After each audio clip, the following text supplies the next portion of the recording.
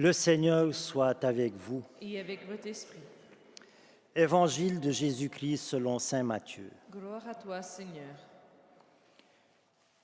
En ce temps-là, Jésus disait à ses disciples, « Vous avez appris qu'il a été dit, tu aimeras ton prochain et tu haïras ton ennemi. Eh bien, moi je vous dis, aimez vos ennemis et priez pour ceux qui vous persécutent, afin d'être vraiment les fils de votre Père qui est aux cieux, car il fait lever son soleil sur les méchants et sur les bons, il fait tomber la pluie sur les justes et sur les injustes. En effet, si vous aimez ceux qui vous aiment, quelle récompense méritez-vous?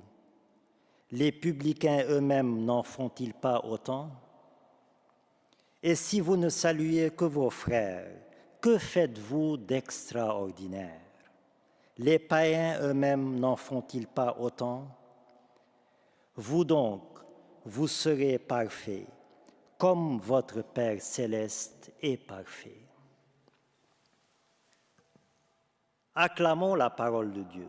Louange à toi, Seigneur Jésus. Alors nous lisons depuis quelques jours le discours sur la montagne, la loi de l'amour de Jésus, la loi nouvelle. Et nous arrivons aujourd'hui au sommet de l'amour, au sommet de la montagne, avec cette parole de Jésus notamment, « Aimez vos ennemis ». Aimez vos ennemis. Alors, frères et sœurs, la religion chrétienne est soit une pure folie, soit un appel à un amour surhumain. Et je pense que ce sont les deux à la fois. C'est une folie d'amour surhumain. Car être chrétien, c'est aimer de l'amour même de Dieu, c'est-à-dire d'un amour divin, d'un amour surhumain. Mais aimer ses ennemis, ça n'arrive pas du jour au lendemain. Et quand bien même nous sommes des chrétiens fervents, eh bien, cet amour des ennemis n'advient peut-être jamais ou peut-être au bout d'un profond enracinement en Jésus-Christ. Mais le mot « ennemi » peut avoir une signification différente de celle que nous connaissons. Pour un juif à l'époque de Jésus et même avant, eh bien, aimer son prochain, c'est aimer son frère juif. Les étrangers, les non-juifs, les païens étaient considérés comme des ennemis dans le sens de l'inimitié, de l'aversion, de l'antipathie. L'ennemi n'est donc pas seulement celui qui m'a gravement lésé, celui qui me poursuit de sa haine, qui me déteste à mort. L'ennemi, c'est aussi celui qui est différent de moi, l'étranger.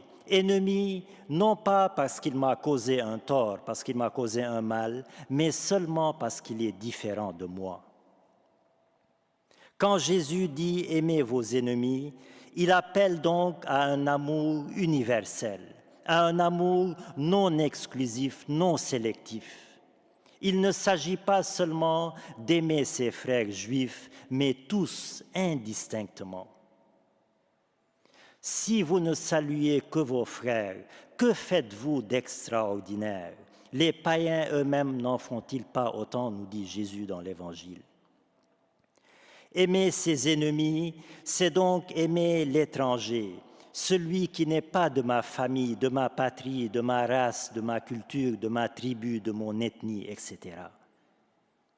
Les discriminations, les génocides, les stigmatisations, les racismes sont des exemples malheureusement éloquents de cette fermeture des cœurs et des esprits avec toutes les conséquences désastreuses que nous constatons dans notre monde.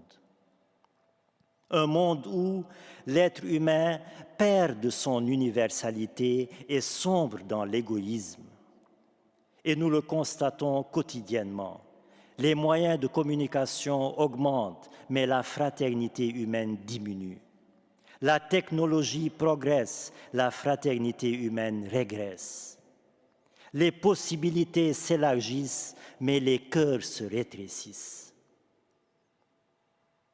L'amour chrétien ne peut pas se recroqueviller sur lui-même, car il porte en lui un appel à déborder, à dépasser les frontières, à dépasser le minimum syndical, comme on dit.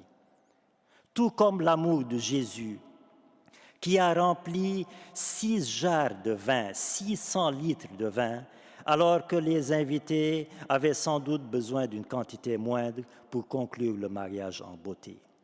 C'est dire donc que l'amour de Dieu est un amour débordant, qui dépasse les frontières, et c'est ainsi que doit être notre amour.